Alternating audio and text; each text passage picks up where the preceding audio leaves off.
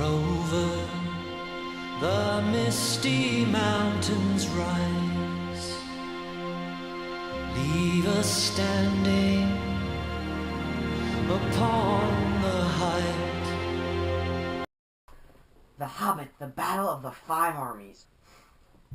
I'm back again, same day, same review. No, new review.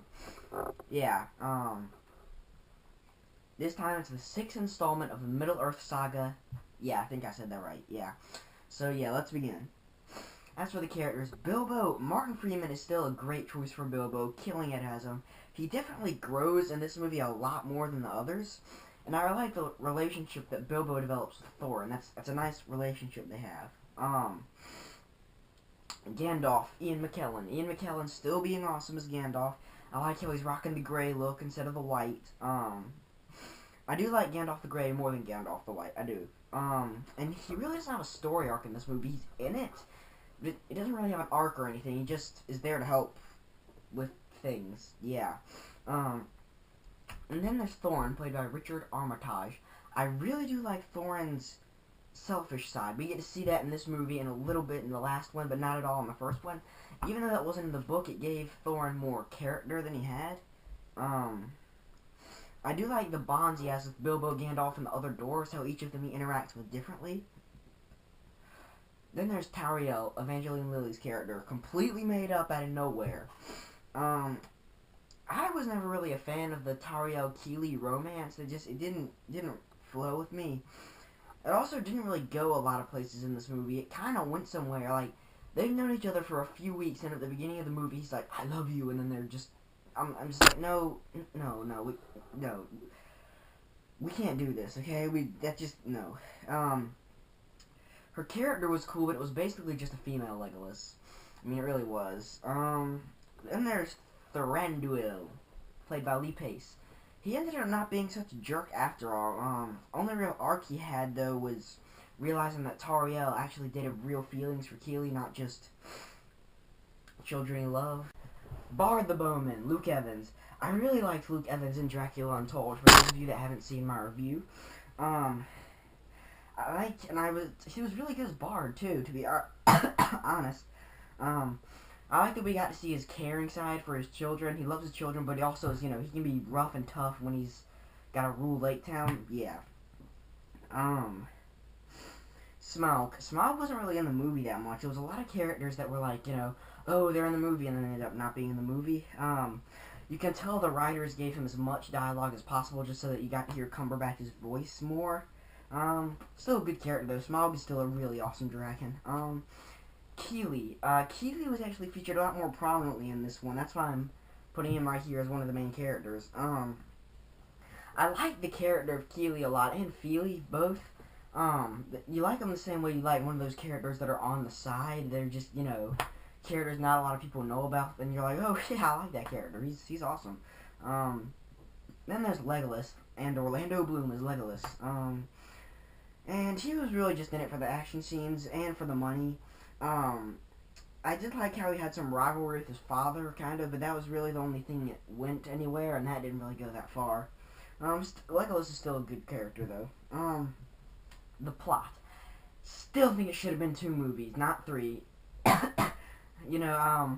Then just, take out some of the scenes in take out some of the battle scenes in this movie, take out the dragon chasing scene, or make it shorter, in the second movie, take out the scene at Bilbo's house in the first movie, take out like 20 minutes of each of those, and maybe take out a little bit of scenes like the goblin chasing and the barrel riding, and yeah, take more battle out of this movie, take more of that, and I think you could have easily had it be 2 3.5 hour movies, or 2.5 hours, sure, yeah. There was a lot added that didn't really go anywhere. That was the thing. I did think this was the best Hobbit movie, though. I think it's out of the Hobbit movies, the best one's this one, then the first one, then the second one. I didn't like Desolation of Smaug. It was a nice ending to the Middle-earth saga. It didn't feel like another prequel. It felt like the final chapter of The Lord of the Rings. The thing was, what happened to the Necromancer? Elrond says, okay, so, you know, his being or his consciousness is fleeing across the desert. I'm gonna hunt him down. Never see him for the movie again. Never see him throughout the entire movie. And so it doesn't show that. What I think should have happened is have the Necromancer not be Sauron. Have it be like, have Benedict Cumberbatch, you know, reveal himself as not Sauron, or have him be revealed, kind of like the Wizard of Oz. And so then the orcs are like, oh, you're not Sauron, you're not my master, and then go and kill him just because, you know, he tricked them into trying to take over the world. You know, that could be a pretty good idea. I also thought the ending kind of fell flat. You know, there was the end of the battle, the eagle showed up, Beorn showed up and just throwing them around. It was, you know, great Peter Jackson action scene. And there was some scenes that were in there and that were not in there that should have been. Alright, so as usual, skip to this time to skip the spoilers. I was actually sad when Fili and Kili died, and somewhat of Thorin. I knew they were going to because I had read the book, but I was still sad. I just like, you know, I did like their banter. I liked Fili and Kili as characters. I like all the dwarves, even though there's there's like 6 of them that don't have any lines throughout the entire trilogy. Yeah, they're just, yeah.